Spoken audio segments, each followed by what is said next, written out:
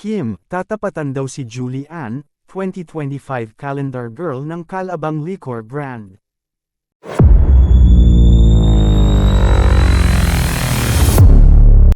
Hinuhulaan ng mga netizen kung sino ang calendar girl sa 2025 ng isang sikat na liquor brand matapos nilang maglabas ng teaser noong ika-29 ng Oktubre, na nakapost bilang Facebook Reel.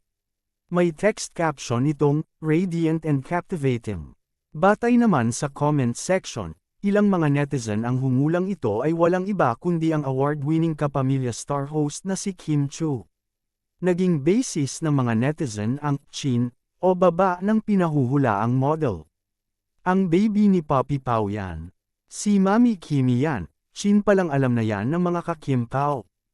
OMG Kimi hala pag may calendar saan bibili?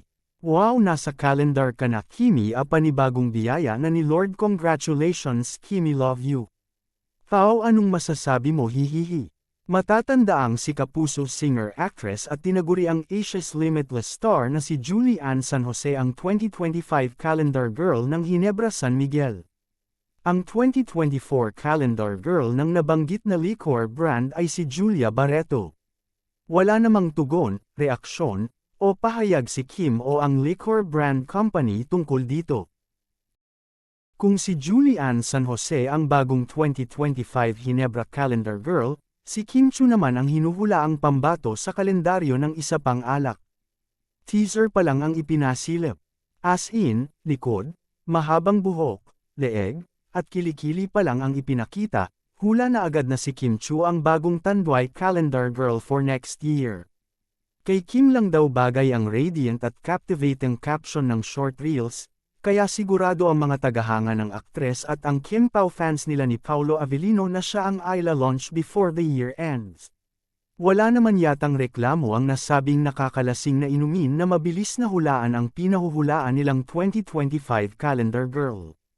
Advantage ito sa kanila dahil ngayon pa lang, ang ingay-ingay na, parang hindi na makapaghintay ang fans na magkaroon sila ng kopya ng calendar.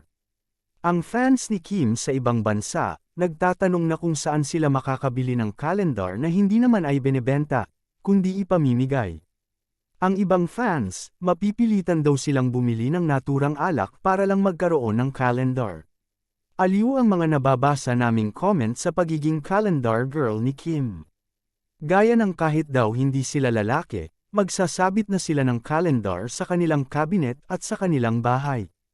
Ang iba, sa kanilang wallet ilalagay ang smaller version ng kalendaryo. May nag-comment pa na napakaswerte ni Paulo dahil ang girlfriend umano niya. Umamin na ba, ang bagong calendar girl? Sigurado silang very proud ang actor kay Kim. Ang pinakapanalo na comment na nabasa namin ay yung nagbirong nagsabing shareholder ata si Gerald Anderson sa Tanduay dahil ito sa naging calendar girl din si Bea Alonzo noong 2022. Calendar girl noong 2024 si Julia Barreto na present girlfriend ni Gerald at sa 2025, si Kim naman na ex din ni Gerald. May nag-comment pa ng Gerald's calendar girls na marami ang nag-agree.